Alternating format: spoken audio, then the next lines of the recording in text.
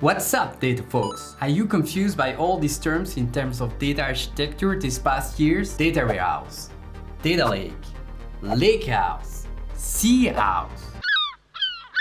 Okay, that one doesn't exist yet. Let's make sense of these terms together, shall we?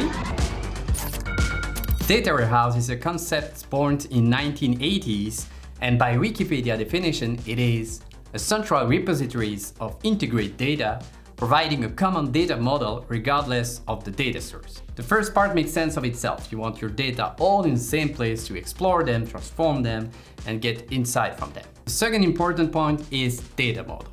Let's take a small example to understand this. You have an e-commerce that holds customer data and their orders, for example. Now you have one of these customers reaching you out through the customer support portal.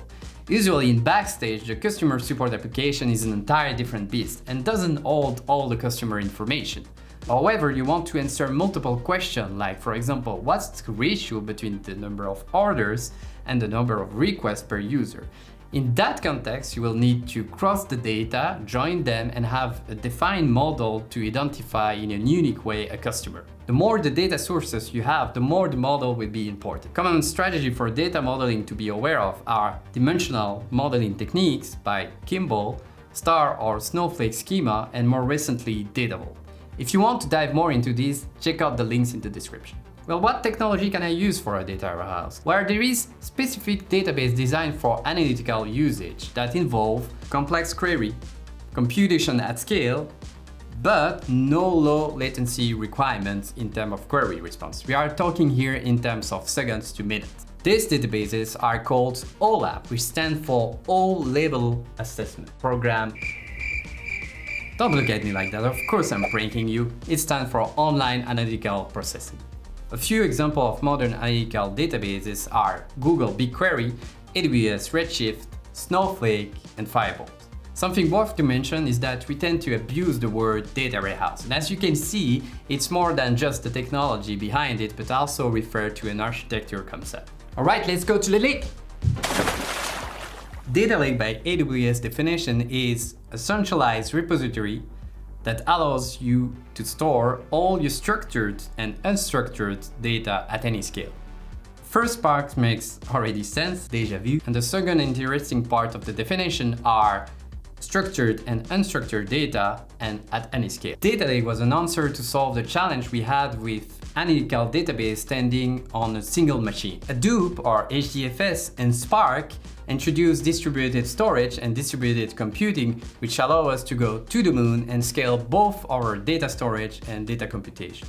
All major cloud providers provide solutions for distributed storage like AWS S3, Azure Blob Storage or Google Cloud Storage, and also providing distribution of Apache Spark or Flink for processing. Because of such design, data lakes are really flexible and can store any type of data, even picture or video for machine learning, and also use open formats to optimize query engine like Parquet or Oracle. Data lake also enable to embrace the paradigm of ELT as versus of ETL, which stand for extract, transform, and load. So here in that case, we are basically first extracting and loading the data to capture it and figure out after the transformation and the schema. Lakehouse. Lakehouse concept was introduced by Databricks, the founder of Spark, in a paper in 2020. As you understand maybe so far, data lake was offering great flexibility, but at greater cost. And with great power comes great responsibility. It's really hard to have governance on data lake, and the most wanted feature that we missed from data warehouse was ACID transaction. ACID stands for one joke was enough, matey. Atomicity, consistency, isolation, and durability. Let's understand them with some example. Atomicity. Either the transaction succeeds or fails. It means any reader or writer will not see any potential partial successful transaction that will lead to data in a corrupted state. Consistency. From a reader's point of view, if a column has unique value, this is preserved no matter which operation is done on the data source. If a set of transactions has been committed, two readers will see the same data. Isolation. If two concurrent transactions are happening at the same time, it will happen like one after the other. And durability, once a transaction is committed, it will remain in the system even if there is a crash right after. This is something we used to have in a single machine database, and we do have now with modern data warehouse, but we lost along the way when we going to the lake. We have a distributed storage, and all the different compute engines work directly on data files, and there is almost no metadata to make sense to achieve ACID transaction. So Lakehouse architecture enables ACID transaction by using modern table formats like Apache UDI, Apache Iceberg, or Data Lake. You can check out in the description a blog post I wrote to dive more into those three. All right, let's wrap up.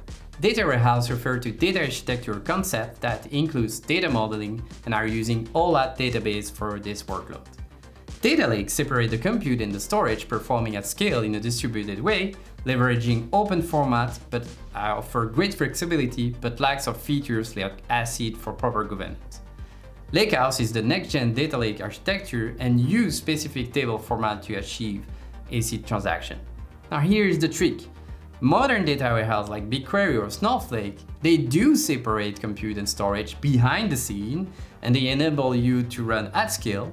They even support different compute now. BigQuery is supporting Spark, and they support open format like Parquet. So the truth is that data lake are getting features from data warehouse, and data warehouse are getting features from data lake. While there is still pro and cons for picking one or the other now, the global data stack is merging into the same direction. Alright, if you made it so far, thanks for watching. Smash the like button and subscribe, it will help tons the channel.